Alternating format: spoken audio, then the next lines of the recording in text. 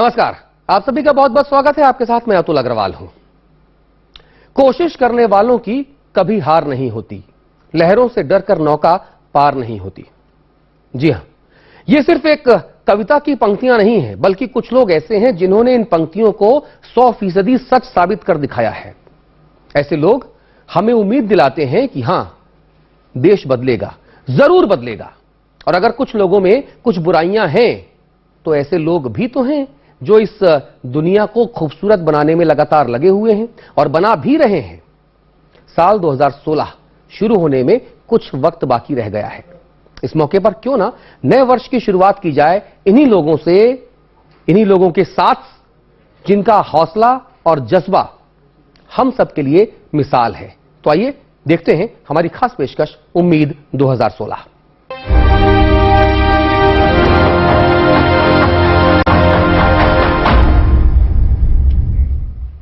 जी तो चलिए शुरुआत करते हैं। और सबसे पहले बात उसकी जिसका क्रेज तकरीबन हर उस शख्स को है जिसके हाथों में स्मार्टफोन होता है, खासतौर पर नौजवानों में ज्यादा। लेकिन हाल ही में हुई कई दुर्घटनाओं ने इस शौक को खतरनाक भी साबित किया है। मुंबई के दीपक गांधी ने इसी खतरे को दूर करने के लिए एक खास ऑनलाइन कैंपेन की शुरुआत की है।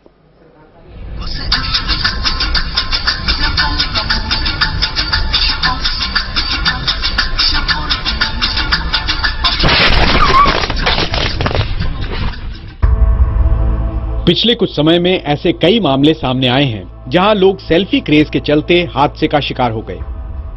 फेसबुक, ट्विटर, इंस्टाग्राम जैसी सोशल नेटवर्किंग साइट्स पर अपनी सेल्फी पर ज्यादा से ज्यादा लाइक्स पाने के लिए लोग अपनी जान तक को जोखिम में डालने लगे हैं। ऐसे में मुंबई के दीपक गांधी ने लोगों को सावधान करने के लिए एक ऑनलाइन कैंपेन शुरू की है। सेफ सेल्फी की इस मुहिम का नाम है सेल्फी टू डाई फॉर, जिसका मकसद युवाओं को सावधानी से फोटो लेने के लिए प्रेरित करना है। बेसिकली मैंने लोगों को खतरनाक सिचुएशंस में सेल्फीज लेते हुए देखा है। जैसे कि फॉर एग्जांपल आरएमएल कॉलोनी से जब मैं पास होता था ऑफिस जाने के लिए, तो मैंने बाइक्स पे लोगों को सेल्फी स्टिक से सेल्फीज लेते हुए देखा था।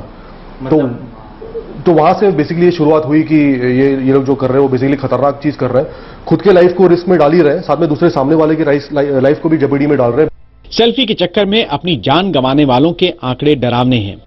हाल ही में मुंबई में साहिल नाम के एक लड़के की लापरवाही से सेल्फी लेने के कारण मौत हो गई। साहिल के पिता ने उसे नया फोन लाकर दिया था, जिसे सेल्फी लेने के लिए वो ट्रेन की छत पर जा चढ़ा। बिजली के तारों की चपेट में आने से उसकी मौत हो गई। ऐसे मामलों की एक लंबी फहरिस्त है। 21 जुलाई को भोपाल से कांग्रेस के पूर्व विधायक गोविंद सिंह के पोते राहुल की रिवॉल्वर के साथ सेल्फी लेते हुए ट्रिगर दब जाने से मौत हो गई।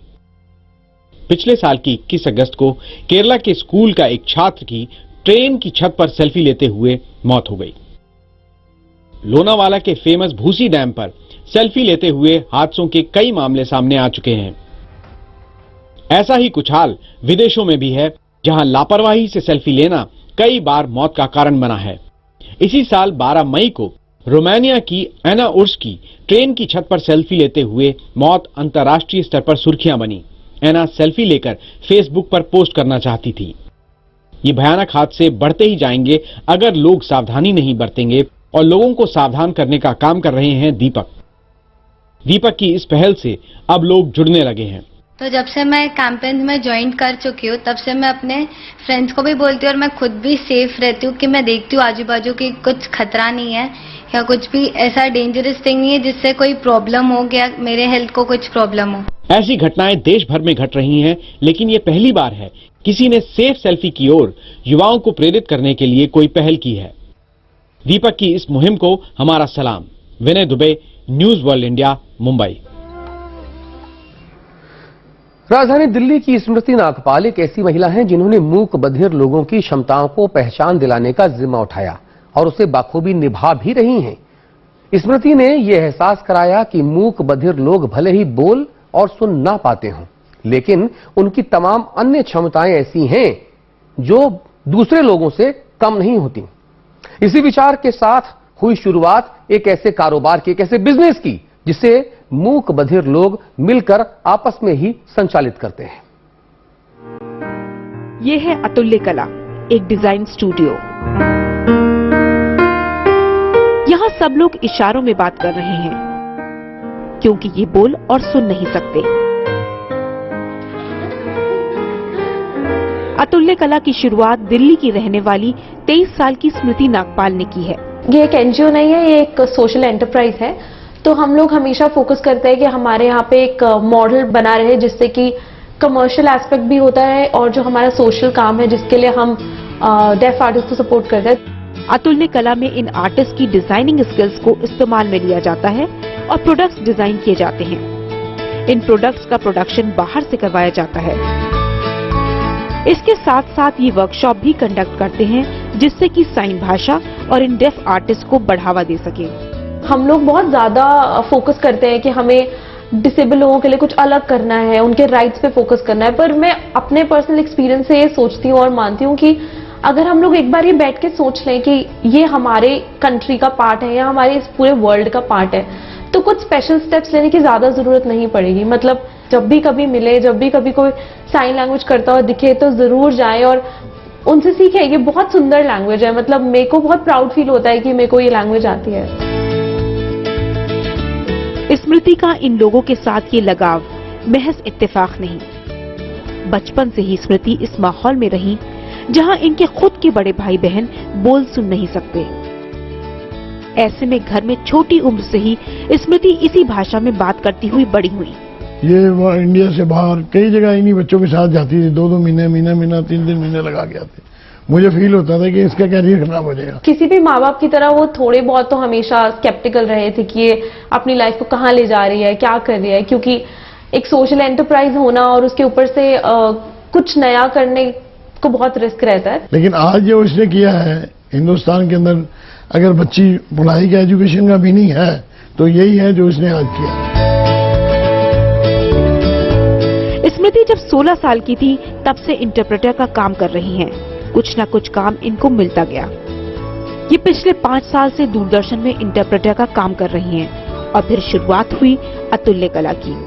तो मैं एक बार एक जगह पे गई थी, सिर्फ मतलब काम के लिए नहीं, बस अपनी बहन के साथ घूमने गई थी और वहां पे मुझे एक आर्टिस्ट मिले जिन्होंने मुझे देखा तो वो आके मुझसे बात करने लगे कि मैंने आपको कहीं पे इंटरप्रेटिंग करते देखा है। तो क्योंकि साइन लैंग्वेज हम दोनों को आती थी और कम्युनिकेशन प्रॉब्लम नहीं थी तो हम बहुत आसानी से बात करने लगे। तो उन्होंने मुझे बताया कि मैंने मास्टर्स करी हुई है कॉलेज ऑफ आर्ट से।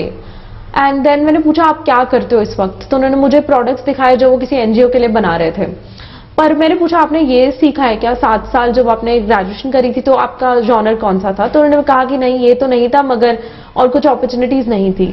तो फिर मैं घर आई और मैंने फिर जब सोचा कि ये क्या इन्हीं के साथ है या बहुत लोगों के साथ होता होगा। देन आई स्टार्टेड मीटिंग बहुत सारे डेफ आर्टिस्ट। जब बाकियों से मिली तो रियलाइज हुआ कि एक्चुअली डेफ आर्टिस्ट और किसी भी तरह के क्रिएटिव प्रोफेशनल जो डिसेबिलिटी से हैं उनके लिए हम सबके दिमाग में बहुत ही स्टीरियोटाइप और बहुत ही क्लीशेड एक माइंडसेट था कि वो लोग एनजीओ सेक्टर में काम कर सकते हैं या यही चीजें बहुत लिमिटेड था। तो एक चैलेंज बन गया था मेरे खुद के लिए कि मैं उस स्टीरियोटाइप को अपने लिए कैसे तोड़ूं। फिर वो जब मैंने डिस्कस किया अपने दोस्तों से, एक मेरे फ्रेंड उसी कॉलेज के थे, तो मुझे रियलाइज हुआ कि कुछ अलग हम लोग जरूर कर सकते हैं। तो अतुल्य कला की शुरुआत तब हुई। हर बच्चे की तरह स्मृति के भी बचपन से ही सपने बदलते रहे। स्मृति बिजनेस एडमिनिस्ट्रेशन की स्टूडेंट रही, लेकिन इनको खुद नहीं पता था कि ये ऐसा कुछ करेंगी। मैं सिर्फ एक इंटरप्रेटर की तरह काम करी थी, मुझे खुद नहीं पता था कि वो इंटरप्रेटर टू एंटरप्रेन्योर कब बनने वाला है। और फिर बीबीसी के टॉप 100 इंस्पायरिंग महिलाओं में भारत की स्मृति नागपाल का नाम आना सभी के लिए गर्व की बात थी। 2 दिन पहले भी नहीं लगा कि क्या हो रहा है। जिस दिन पूरी डिटेल सामने आई तो मैं रो रही थी, टीवी देख रही थी, परसों इसका प्रोग्राम था। इतनी खुशी, मतलब मुझे पता नहीं चल रहा था मेरे साथ क्या हो रहा है। आज समाज में स्मृति जैसे लोगों का मौजूद होना बहुत जरूरी है, तभी समाज के हर वर्ग का उद्धार मुमकिन होगा। स्मृति की इस कामयाब कोशिश को हमारा सलाम। और हम लोग कई दफे छोटी छोटी बातों पर निराश हो जाते हैं, मायूस हो जाते हैं, हार मान लेते हैं। लगता है ऐसा है कि दुनिया भर का जो दुर्भाग्य है, जो बोझ है, हमारी किस्मत में आ गया है, वगैरह वगैरह। मगर अब हम आपको जिस शख्स से मिलवाने जा रहे हैं उनके हौसले को देखकर आपको हिम्मत हासिल जरूर होगी। इनके दोनों हाथ नहीं है साहब, मगर ये इनके लिए कमजोरी भी नहीं है। मंजिल उन्हीं को मिलती है जिनके सपनों में जान होती है। पंखों से कुछ नहीं होता, हौसलों से उड़ान होती है। इस तस्वीर को देखकर इस बात पर भरोसा होने लगता है कि अगर इरादा पक्का हो तो नामुमकिन जैसा कुछ भी नहीं होता। श्रावस्ती जिले के एक किसान परिवार में जन्मी इस बेटी ने अपने हौसले से हिम्मत की एक नई मिसाल कायम की है। दोनों हाथों से विकलांग होने के बावजूद पुष्पा सिंह ने न सिर्फ अपनी पढ़ाई पूरी की बल्कि आज वो खुद श्रावस्ती के कमला देवी इंटर कॉलेज में शिक्षिका हैं। पुष्पा के हाथ नहीं है लेकिन वो अपने पैरों की उंगलियों से कलम पकड़कर लिखती हैं और लिखावट भी ऐसी कि अच्छे हाथ से भी ना लिख पाएं। इतना ही नहीं कि बोर्ड पर इनकी पकड़ देखकर आप हैरत में पड़ जाएंगे। जब उससे पहले हमारा एक रिटन एग्जाम होता है, जब इनकी कॉपी हमारे डेस्क पे आई उस समय हम लोग ये देख के हतप्रभ रह गए कि एक हैंडीकैप महिला जिसके दोनों हाथ सही नहीं हो वो इतनी बढ़िया राइटिंग में कॉपी लिख सकती है। पहले तो हम लोगों को ये हुआ कि चूंकि पढ़ाई में टीचिंग में ब्लैक बोर्ड की और हाथ की बहुत जरूरत होती है, हाथ और ब्लैक बोर्ड का साथ एकदम रहता है। लेकिन जब इनकी इस राइटिंग को हम लोगों ने देखा तो इनके पास एक कंप्यूटर डिप्लोमा भी है। हमने इनको सबसे पहले एज ए कंप्यूटर टीचर के रूप में रखा और इन्होंने बहुत अच्छा किया, बच्चों ने इनको बहुत पसंद किया। उसके बाद धीरे धीरे बच्चों की बढ़ती मांग पर इनको जो है और सब्जेक्ट्स भी दिए गए और इन्होंने बहुत अच्छा उसमें परफॉर्म किया। 27 साल की पुष्पा जन्म से ही दोनों हाथों से विकलांग थी, लेकिन मां ने कभी ये एहसास नहीं होने दिया कि वो कमजोर है। जब वो 3 साल की हुई तो मां ने पुष्पा के पैरों में चौक थमा दी और पैरों से लिखवाने की कोशिश शुरू की। स्टार्टिंग में तो बहुत ज्यादा प्रॉब्लम हुआ, लेकिन धीरे धीरे मैं अभ्यस्त हो गई और मैंने हाई स्कूल, इंटर, ग्रेजुएशन तक और कई सारे डिप्लोमा भी किया, लेकिन और आज मैं एक टीचर हूँ। तमाम मुश्किलों को पार कर पुष्पा यहां तक पहुंची, लेकिन ये सफर यहीं खत्म नहीं होता। समाज सेवा करने की चाह ने पुष्पा को चुनाव लड़वाया। पंचायत चुनाव में सभी ने उनके हौसले को सलाम किया और उन्हें अपना क्षेत्र पंचायत का सदस्य चुना।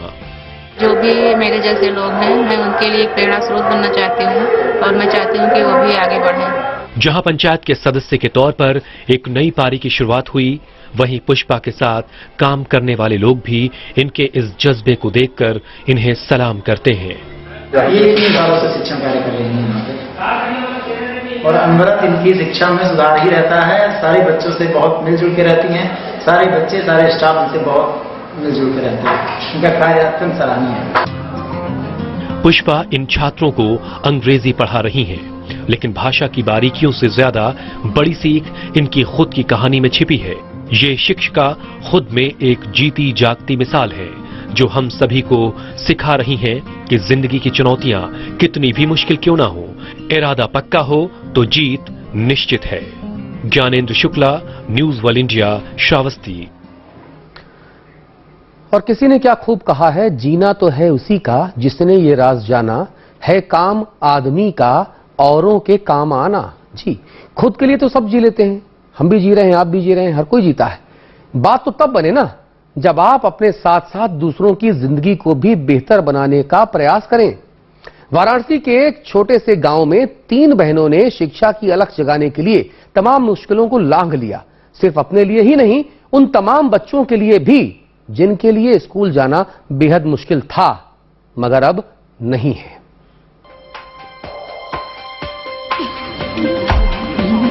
ये है वाराणसी का गांव सजोई और ये हैं 3 बहनें, तरन्नुम, तबस्सुम और रुबीना। इन 3 बहनों ने इस गांव के बच्चों को पढ़ाने का जिम्मा उठाया है। वो गांव के मदरसे में इन बच्चों को एक पढ़ा लिखा और जिम्मेदार नागरिक बनाने की तैयारी में जुटी हैं।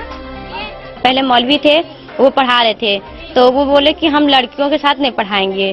तो वो यह हुआ कि आप अपना अलग पढ़ाइए और हम लोग रहेंगे तो अपना अलग पढ़ाएंगे। तो हम लोग सर्वे किए, घर घर जाके बच्चों को इकट्ठा किए, तो पढ़ाने के लिए बुला रहे थे। तो सब लोग, पेरेंट्स लोग बोले कि इतने सालों से मदरसा बंद है, कोई नहीं पढ़ा रहा है, जो भी आ रहा है तो 1 महीने 2 महीने पढ़ा के बंद कर दे रहा है, आप लोग क्या पढ़ाएंगी, आप लोग नहीं पढ़ाएंगे, अपने बच्चों को नहीं भेज रहे थे।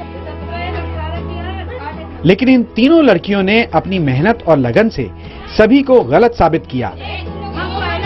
ये इन्हीं की पहल का नतीजा है कि लोगों की मानसिकता में बदलाव आ गया है। आज इस मदरसे में गांव के 200 बच्चे पढ़ने आते हैं। हालांकि ये आसान नहीं था। एक ऐसे समाज में जो लड़कियों को आगे बढ़ने के लिए कोई प्रोत्साहन नहीं देता, वहां इन 3 लड़कियों ने समाज से अलग जाकर तालीम हासिल की। ये चाहती थी कि इनके साथ गांव में भी बदलाव आए और लोग पढ़ाई की तरफ ध्यान दें। आर्थिक तंगी की वजह से कोई शिक्षा से महरूम न रह पाए। मेरे गांव की स्थिति ये थी कि सिर्फ 100 में 10% लोग जो है वो पढ़ाई कर रहे थे और इंटर पढ़ने वाले सिर्फ हम 3 थे, जो कि उस समय के दौर में इंटर हम लोग पास किए थे। तो हमें लगा कि हमें, क्योंकि जब हम खुद पढ़ रहे थे तब हमारे अब्बू को भला बुरा कहा जाता था।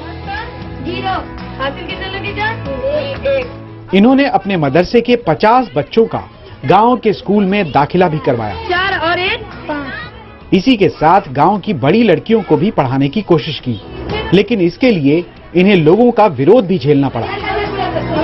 किसी के घर भी जाते थे लड़कियों को निकालने के लिए, पढ़ाने के लिए, तो बोले थे कि आप लोग जैसे घूम रही हैं वैसे हम लोग को बच्चों को भी घुमाएंगी, और तरह तरह के ताने मारते थे। तो हम लोग जब घर पे आते थे तो शाम को रोते थे कि अब हम लोग ये काम नहीं करेंगे, ऐसे ऐसे सब लोग बोल रहे हैं। रास्ते चलते वक्त भी लड़के और लड़कियां सब लोग अपना बोलते थे कि ये लोग ऐसे कर रही हैं वैसे कर रही हैं।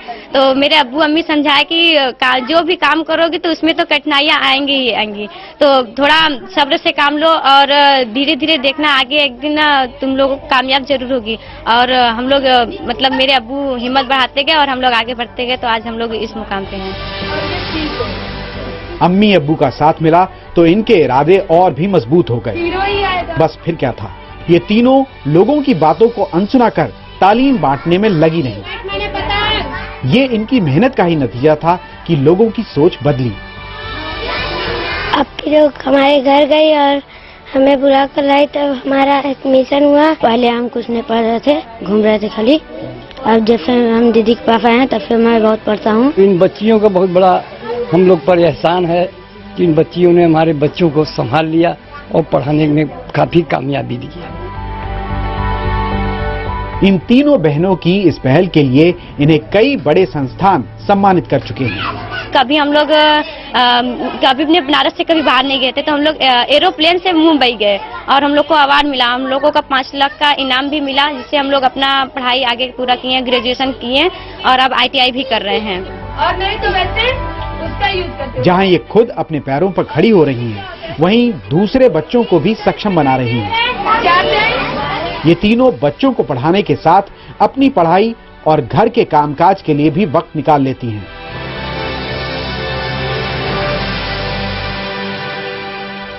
पढ़े गई हैं, पढ़ के हैं, फिर अपन लिखे पढ़ के जो कॉलेज के रही काम करी हैं, लिखी हैं, पढ़ी हैं, सब कुछ हेल्प करी हैं। अब बहुत आगे हैं, हर हुनर उनके सब बहुत खुशी हमें मिलेला। हमें अपनी बेटियों पर तो बहुत गर्व है और बहुत खुशी की बात है कि हम तो खुद अनपढ़ थे, लेकिन हमें चाहते थे कि हमारी बेटियां पढ़ें और पढ़कर आगे निकलें। आज हमें इतनी खुशी हो रही है कि जो लोग हमें गालियां देते थे, ताने कसते थे, आज वो सब ये करके दिखा रही हैं गांव को कि नहीं, ये कुछ बन गई है। इन लड़कियों ने इस गांव में मदरसा खोलकर यह दर्शाया है कि अगर हिम्मत और हौसला हो तो कोई भी काम नामुमकिन नहीं है। और अब ये शिक्षक बनना चाहती है ताकि देश में शिक्षा की अलग जगा सके। Sushant Mukherjee, news world India, Varanasi. और आप जरा 1 मिनट के लिए फर्ज कीजिए कि एक पूरा दिन आपके घर पर बिजली ना आए, तो फिर आपकी जिंदगी होगी कैसी? ये सोचकर ही पेशानी पर बल पड़ जाते हैं साहब। मगर हमारे देश के लाखों गांवों में करोड़ों लोग ऐसे हैं जो बिना बिजली के ही जीने के लिए मजबूर हैं। मगर वो कहते हैं ना कि हिम्मत मर्दा मदद खुदा। बिजली की इस कमी को दूर करने का एक आसान तरीका खोज निकाला है मनोज भार्गव ने। ये है एक कमाल की साइकिल। इस पर पैडल मार करके घर बैठे बिजली बनाई जा सकती है ना हैरानी की बात। ये साइकिल बाजार में जल्द ही आने वाली है। इस लाजवाब साइकिल को बनाने वाले हैं Manoj Bhargava. Manoj Bhargava, the founder of 5 Hour Energy। मैं एक टेलीविजन देख रहा था, तो उसमें एक रेस कार रेस कर रही थी। तो उसमें एक आदमी एक औजार ले गया गाड़ी के नीचे जैक कहते हैं उसको, जिससे गाड़ी उठ जाती है, और उसने एक हाथ से यूं किया और गाड़ी करीब करीब पलट गई। तो मैंने सोचा कि ये तो गजब की बात है कि एक हाथ से आदमी गाड़ी को पलट रहा है, तो इतनी एनर्जी, इतनी पावर उसमें है, तो इसको हम बिजली में नहीं बदल सकते क्या? मनोज भार्गव एक भारतीय हैं जिन्होंने अमेरिका में रहकर खूब सफलता हासिल की है, लेकिन मनोज का ये मानना है कि जिनके पास पैसा है उनकी जिम्मेदारी है समाज को बेहतर बनाने की। मनोज का यूएस में इन्वेंशन पार्क है, जहां उनकी पूरी टीम ऐसे प्रोडक्ट्स बनाने की कोशिश करती है जिससे समाज का भला हो सके। ये साइकिल इनके इन्हीं आविष्कारों में से एक है। उसको हमने चौगुना और एफिशिएंट किया किसी तरह, ऑल्टरनेटर से और थोड़ी छोटी छोटी चीजों से, कि जिससे कि इतनी बिजली बने कि आदमी 1 घंटा अगर चलाए इसको तो उसके बाद 24 घंटे बिजली रहे। इस साइकिल को पैडल करके बिजली बनाई जा सकती है और इसको बैटरी में स्टोर करके रखा जा सकता है। अगर एक साधारण घर की बात करें जहां 4 से 5 पंखे, 4 से 5 बल्ब जलते हों, एक मोबाइल चार्जर हो, तो इसको 2 दिन तक आराम से चलाया जा सकता है। तो इसमें ऐसे चलता है कि पहले आप पैडल घुमाइए, पैडल से ये पहिए चलते हैं, पहिए से फिर वो ऑल्टरनेटर में जाता है, और फिर ऑल्टरनेटर से बैटरी में, और बैटरी से भी सारी देखिए सारी बत्तियां ऑन हो जाती हैं, पंखा ऑन हो जाता है, टैबलेट ऑन हो जाता है। इतना आसान। भारत, जहां बिजली एक बड़ा मुद्दा है, ऐसे में मनोज की ये साइकिल यहां के लोगों के लिए राहत लेकर ही आएगी।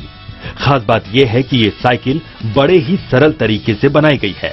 जिसको साइकिल ठीक कराना आता हो वो इसको भी आसानी से ठीक कर सकता है। हमने इसको कोशिश की ज्यादा से ज्यादा बाइसिकल के पार्ट्स जो हैं इस्तेमाल किए जाएं, क्योंकि फिर वो अगर कुछ टूटता है तो कहीं भी मिल जाए। इसकी कीमत बाजार में 12 से 15 हजार रुपए तक की होगी। हिंदुस्तान में इसकी खपत हो सकता है 10 करोड़ 15 करोड़ हो, तो जल्दी में तो नहीं हो पाएगा है। तो शुरुआत हम करेंगे मार्च में, और फिर हम देखते हैं कितनी तेजी से आगे बढ़ सकते हैं। मनोज ने अपनी कुल संपत्ति का 99% हिस्सा दान करने का फैसला लिया है। मनोज जैसे लोगों की ऐसी कोशिशें हमारे समाज की बुनियादी जरूरतों को पूरा करने में मदद कर रही हैं। अगर हर इंसान मनोज भार्गव जैसी सोच रखे तो समाज जरूर तरक्की करेगा।